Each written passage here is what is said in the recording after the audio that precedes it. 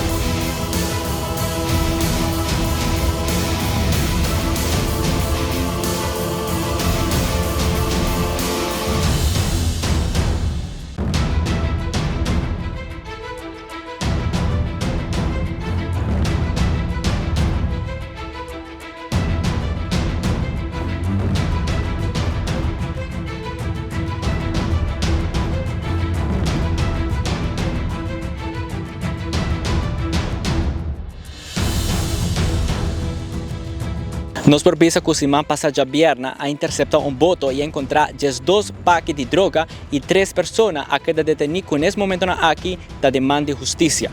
Nos propisa que também que o departamento não concerni que está atrás de folhas aqui está por de combater criminalidade fortemente arriba nos isla.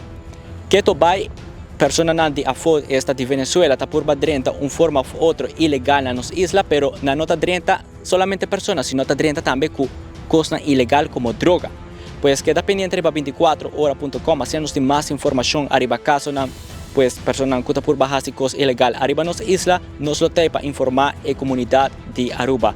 Tras de cámara, Benelli y junto con mi colega Alá, Amita Carlos Jedala para 24hora.com, no olvida que nos está el promé de noticia.